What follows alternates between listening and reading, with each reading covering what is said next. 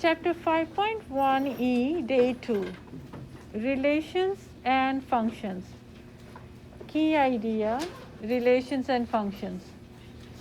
A relation pairs input with outputs. One example is a set of ordered pairs. So you have an input x and you have an output y. A relation that pairs each input with exactly one output is a function. The domain of a relation is the set of first coordinates. The range is the set of second coordinates.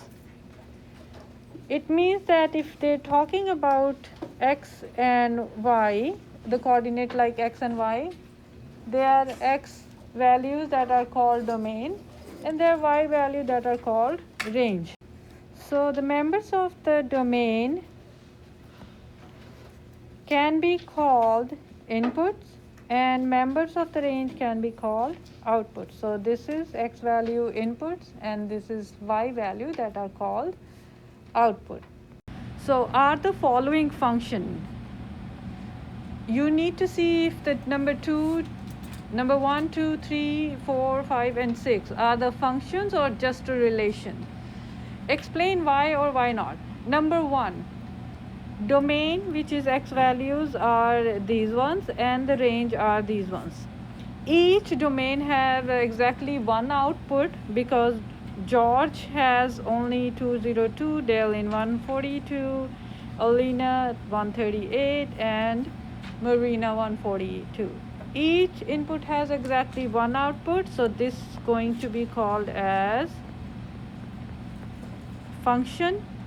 So number 2 is not a function because this input that you see B has two outputs, 1 and 5. So it's not going to be a function. So for number 3, each input has exactly one output. A has only 1, B is 5, C is only have 1, D is 7. It means that y can repeat but x cannot repeat. This is going to be also a function. For number 4, it's not going to be a function because this medium cheese pizza has two y values. It should have only one y value. So it's going to be not a function.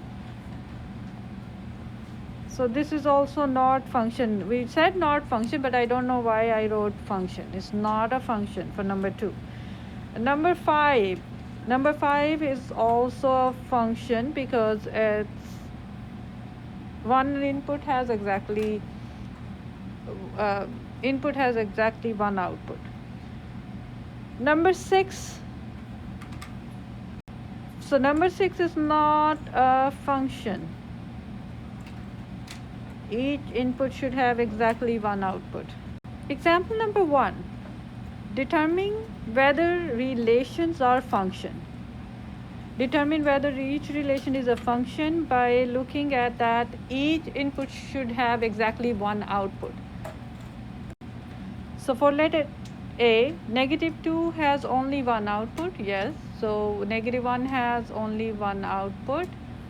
0, 1 and 2. So it looks like that this is going to be, yes, it's a function. Each input, each x value has exactly one y value. For letter B, we are going to tell whether it's a function or not because it's two input have one y value, so it's not going to be a function. X value have two different y value, so it's not a function. For the next one, this table below, -2, -1, 0, 0, 1, and 2. So this is a function. This is not a function because of this. 1, 0 has two different y value. So we are going to say this is not a function because 1x value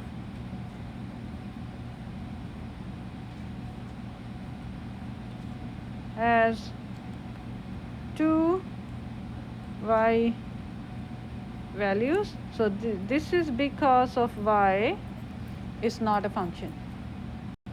So for the key idea for vertical line test, a graph represent a function. A graph represent a function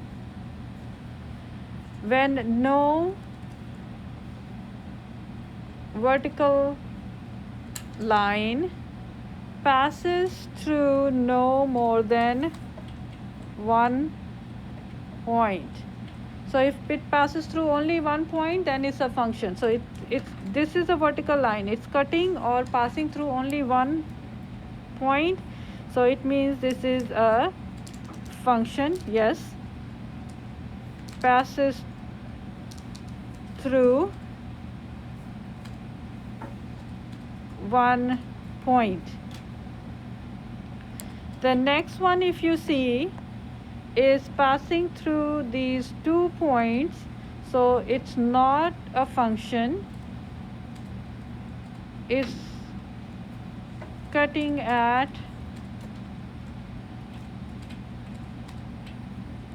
cutting at 2 points. If it's cutting at 2 points, then it's not a function. So for example number 2, using the vertical line test, you're going to see if the 4 problems underneath are going to be a function or not a function. So if it is a function, it will pass the vertical line test. If it is not a function, it will fail the vertical line test. So let's make a line on each part of the graph. You can make multiple lines to see if it's cutting at 1 point or 2 point. So if I make these vertical lines, I can see that it's cutting at these 2 points. So no, not a function. So not a function. Vertical line test fail.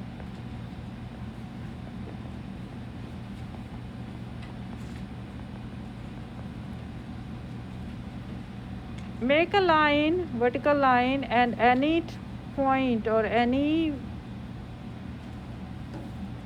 part of the graph, and see if it's cutting at the graph at 1 point or 2 points. Here it's cutting at only 1 point. Wherever you graph the line is cutting only at 1 point. So it is a function. Vertical line test pass. Again, if you graph a vertical line at any part of the graph, is cutting at only 1 point wherever you graph it. So yes, vertical line test, vertical line test pass. Okay, so this is how you tell whether it's a pass or fail. Here you can graph at any part of the graph and it is cutting at only 1 point. Wherever you graph, it's cutting only at 1 point. So it's a vertical line test pass.